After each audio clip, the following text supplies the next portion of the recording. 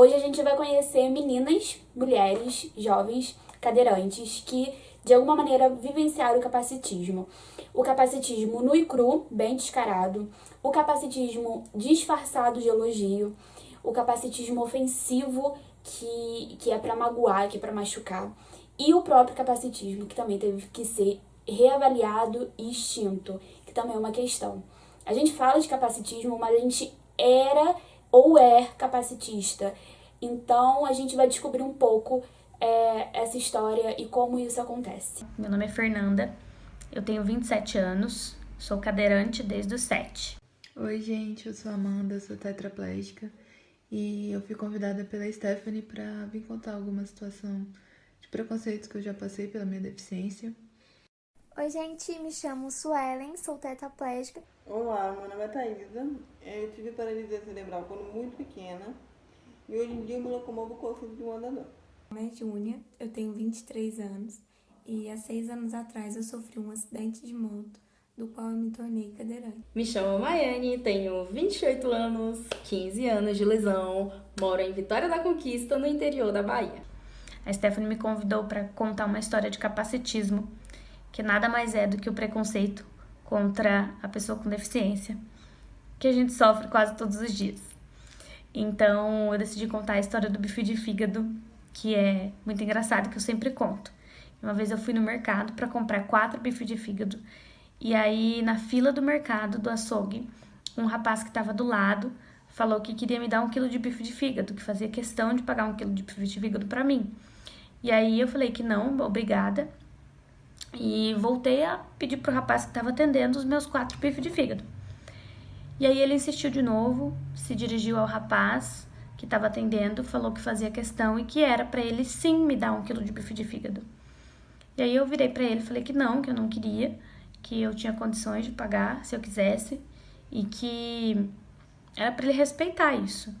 E aí eu fiquei super chateada, fiquei constrangida, a fila inteira do açougue também ficou, eles ficaram todo mundo olhando assim, aquela situação chata. E esse cara quis me dar 1 quilo de bife de fígado porque eu era cadeirante, porque ele ficou com dó de mim e ele quis compensar essa pena que ele sentiu. Antes dessa pandemia que a gente tá vivendo, que foi na faculdade, eu tava chegando e eu me deparei com 2 senhores, na verdade, uma senhora e um senhor. E eles estavam na frente do portão que eu tenho que entrar. E enquanto a senhora ela ficou olhando pra minha cara, me encarando, o senhor, na mesma hora que me viu, perguntou se eu precisava de ajuda. E eu disse que eu tinha que passar por aquele portão para poder atravessar o campus.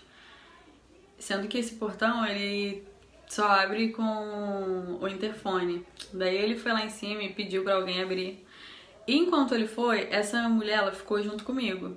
E ela olhou pra minha cara, assim, olhou pra um lado, olhou pro outro e perguntou: "Você tá sozinha? Cadê seu acompanhante?" E eu olhei pra cara dela e falei: "Você tá falando comigo?" Aí ela: "Tô." Aí eu falei assim: "Por que eu precisaria de algum acompanhante?" Ela ficou assim: "Não, é porque você tá sozinha." E eu falei: "Qual o problema?" E aí ela tomou um susto assim, né? Porque eu acho que ela não esperava, eu não imaginava que eu tivesse essa atitude. E falou assim: "Fica com Deus, boa noite." E me deixou falando sozinha. Então, assim, já é um preconceito enraizado, né?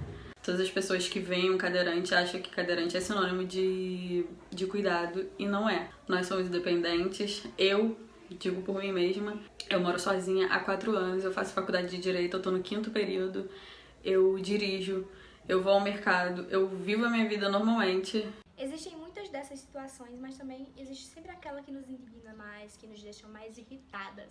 A minha é quando eu estou andando, né, vivendo a minha vida, andando normal com meu namorado na rua, e uma pessoa nos para, geralmente quem não conhece a gente tem mais esse tipo de atitude, esse tipo de postura, de chegar elogiando ele, endeusando ele, falando que ele é muito corajoso, né? Que ele é um menino muito responsável, que ele é uma ótima pessoa, enfim, endeusando, colocando adjetivos e elogiando de formas que dão a entender que, nossa, você está como uma cadeirante, que coragem você tem, nossa, que menino bom, olha só, não, hein? E pra mim sempre aquelas frases do tipo, cuidado, hein, que esse aí é raro, cuidado, hein, que um desse aí você não encontra mais nunca, olha só, que sorte a sua você teve de encontrar, hein? Sempre no sentido de que, ó, um desse aí tu não arruma mais não, hein? Isso aí foi sorte, foi Deus por ir na tua vida, viu? Cuidado que outro desse aí não tem, você não consegue porque você é cadeirante. Então, gente, um apelo, por favor, parem. Apenas, se quiser admirar, admire a forma como ele me trata, como eu trato ele, mas não sobre isso, porque isso me irrita muito. Obrigada. E uma que eu me lembro bem foi quando eu fui ao INSS pegar um documento que eu precisava.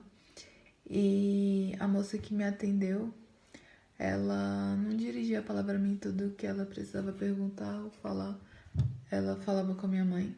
E ao final do atendimento, ela disse que eu não ia conseguir mais fazer nada, que eu não ia conseguir voltar para minha faculdade, que eu não ia voltar a dirigir, que eu precisaria de home care pro resto da vida. E na época eu não respondi nada, eu tava bem no início da minha lesão. E hoje eu tô me graduando já na faculdade de Direito, eu sou atleta de rugby em cadeira de rodas.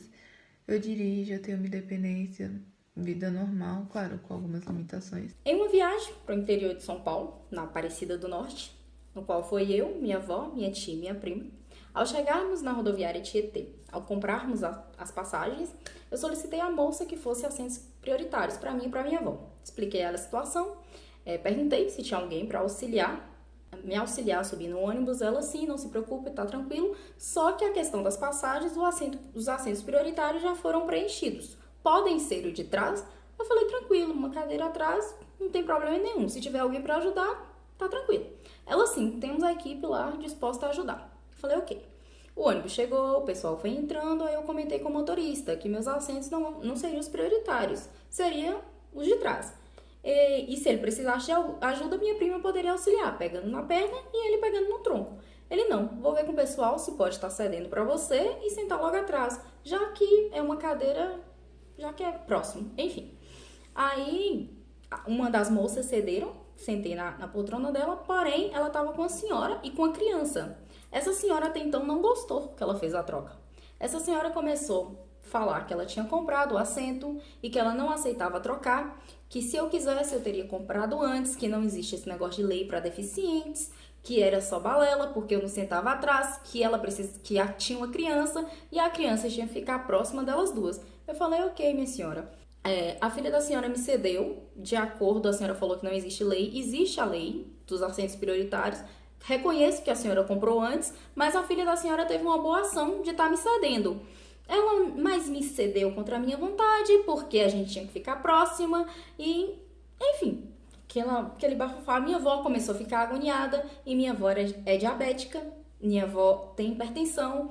Aí eu já tava a ponto de explodir, eu falei, chega, motorista, por favor, me desça, porque olha a situação da minha avó. O que me deixou mais triste naquele momento foi que ninguém do ônibus abriu a boca para falar nada, deixou aquela senhora me insultar de tal forma, de tal jeito, que eu falei, nossa, eu nunca tinha passado por isso, realmente. Aí desci no ônibus, porque minha avó já tava tremendo, minha avó tava assim, numa situação que eu acho que ela nunca viu aquilo. E realmente, eu também nunca tinha passado por aquilo. Aí o motorista me desceu e falou, se você quiser, a gente pode estar chamando a polícia. E eu posso testemunhar pra você. Eu falei, não, olha a situação da minha avó, olha como é que eu já estou. A gente veio aqui a passeio, a gente não veio procurar isso. Pode seguir sua viagem, a gente espera o próximo ônibus. E depois disso, vendo aquela situação, passando por aquilo, eu, Maiane, mudei. Eu busquei procurar todas as leis possíveis, eu busquei entender, eu busquei compreender que somos pessoas. Porque aquilo que eu passei e não teve ninguém para me defender, eu senti na pele. Mas me fortaleceu de tal forma que hoje eu sou a outra pessoa. O preconceito nu e cru eu nunca sofri, porque ninguém é doido de fazer isso comigo, né? Mas eu sofri o preconceito quando eu decidi cursar uma faculdade num prédio aqui do bairro onde eu moro, e eu fui lá pessoalmente por estar cadeirante. Toda vez que eu chegava lá, eles falavam que tinha rampa, mas eu nunca pedia para ver a rampa. Uma semana antes, né, me inscrevi, fiz tudo certinho. Uma semana antes de começar de ter a prova para eu poder começar o curso, eu fui lá para conversar e falar assim, poxa, eu moro há muito tempo nesse bairro, eu quero saber aonde que fica a rampa, porque a minha própria mãe falou, esse prédio não tem rampa, a gente já conhece ele há muito tempo. E quando chegamos lá, o rapaz da inscrição foi verdadeiro e sincero e falou que não tinha nenhuma rampa no prédio, e foi conversar com o coordenador do curso de Direito, e o coordenador mandou dizer que não tinha como fazer uma rampa, lá não tinha rampa de fato, e não ia construir uma rampa para uma única deficiente estudar, porque era isso que está acontecendo. Nenhuma menina cadeirante, nenhum homem, ninguém deficiente estava indo lá no prédio para poder estudar. Então ele não faria só por uma cadeirante, ele não faria rampa. Eu estava indo pro médico, quando eu e meu esposo fomos pegar o ônibus, o elevador travou e não subia, não descia, não fazia mais nada.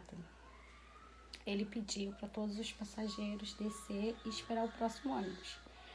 Uma senhora que estava no ônibus ficou bem irritada, falando que essa cadeirante inventou de sair para pegar ônibus uma hora daquela, que ela ia chegar atrasada no trabalho. Eu bem irritada, eu falei para ela que eu também ia chegar atrasada, que eu também tinha um compromisso. Quando eu procurei o profissional, ele até falou comigo que poderia fazer o Pilates, que era o meu principal foco, né? E poderia auxiliar isso com a fisioterapia. E aí na época eu achei uma maravilha, eu falei, vamos com certeza. Quando as sessões começaram, eu já percebi que ele não queria fazer alguns exercícios comigo, ele mesmo falava, porque isso daí é muito difícil. Isso daqui você não vai conseguir fazer. Que não sei o quê. Isso começou a me incomodar. Simplesmente ele me colocava em cima de uma cama, né, com os aparelhos de choque para poder fortalecer o músculo, e ele sentava, né, na cadeira dele e ficava lá mexendo no telefone. E toda vez que eu reclamava, ele falava comigo que não, porque eu não sabia, que eu não conseguia fazer, que eu tinha que aceitar. Era o que ele falava. Eu resolvi falar pra ele, olha só, me dá um exercício de pilates aí pra eu fazer. Aí ele começou a me passar, mas ele passou de forma irônica. E aí vamos lá, que eu vou pegar e vou fazer. Eu fiz todos os exercícios de maneira perfeita e excelente. No final ele se surpreendeu. Ele achou aquilo, nossa, você consegue fazer aquilo. Eu falei, pois é, eu consigo, mas então, já que você não acreditou em mim antes, agora também não vamos ficar por aqui. E aí eu saí de lá.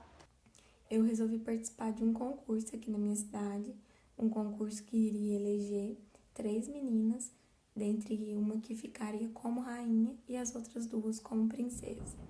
E a primeira etapa eu resolvi enfrentar, por mais que eu estava com medo, e era 12 meninas, que nenhuma das outras possuía deficiência, apenas eu. E eu fiquei entre as 3. Isso já era de grande alegria para mim, porque eu já tinha passado por essa fase. E a próxima etapa era para eleger a rainha. Eu não consegui o título de rainha, mas fiquei como princesa e gerou muita repercussão. Eu fiquei muito feliz, porque dentro aqui em Minas, era a primeira que participava de um concurso onde não era para pessoas com deficiência. Diretamente, eu não tive ninguém que chegou até mim ou duvidou, mas eu sei que teve comentários maldosos que fiquei sabendo depois. Tem vários preconceitos que eu já as pessoas teve comigo, mas eu vim falar um sobre muito importante, que é o preconceito que eu tive comigo mesmo, o preconceito que se eu me olhasse no espelho, eu falava, meu Deus, que feia, eu não queria sair da cama, então assim, foi uma coisa muito difícil, eu tinha preconceito com tudo sobre eu mesma cadeirante, e com o tempo eu pensei assim, não, eu vou tentar mudar isso, porque eu consigo, eu sou capaz, e aos pouquinhos eu venho me impressionando cada vez mais comigo mesmo. Primeiro eu quero agradecer muito essas meninas por terem topado participar dessa montagem com essas histórias reais. E é muito importante a gente expor, porque expondo a gente tira meio do escondido e põe para o mundo ver como funciona esse tipo de preconceito na vida real. Então, obrigada, meninas. Tchau!